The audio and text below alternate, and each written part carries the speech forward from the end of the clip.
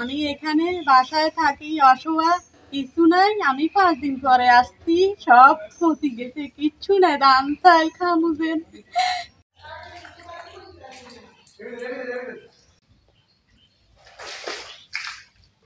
বাড়ি ঘরের আসবাবপত্র, ফার্মের যা জিনিস যা আছে সব তো গেছেই বাসি, বুঝছেন না? কিছুই নাই, কিছু বলতে কিছু না, একদম সর্বহারা হয়ে গেছে। আজকে 5 দিন পর আমি বাড়িতে ফিরতেছি। আশ্রয় কেন্দ্রে ছিলাম, আমাদের বাড়িঘর কিছু নাই, বাড়ির চাল পর্যন্ত পানি উঠছে। এখন আমরা অসহায়, যদি পারেন আপনারা আমাদেরকে সাহায্য করার জন্য এগিয়ে আসুন। আমাদের কিছু নাই, খাওয়ার মতো যে খাবো ওইরকম পরিস্থিতিও আমাদের নাই। যদি পারেন আপনারা আমাদেরকে সাহায্য করেন, দেশবাসী আমাদেরকে সাহায্য করেন, আমরা অনেক অসহায়। আমি ছিলাম ফেনীতে, ফেনী টাউনের ভিতরে পানি ছিল আমাদের 2 দিন আগে, অন্তত এতটুকু।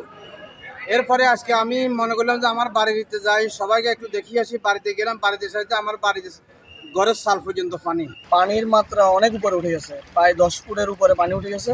তার আগে মানুষ এই এলাকা ছেড়ে চলে গেছে। 21 তারিখে অনেক মানুষ চলে গেছে, তার আগে যারা বাইরে হতে পারে নাই তারা 21 তারিখে গেছে আর কি।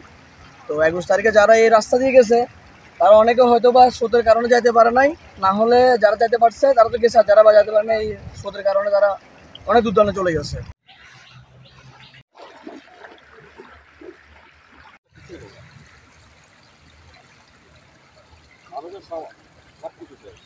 এক একজনের ঘরের মধ্যে কত ধান চাল সব।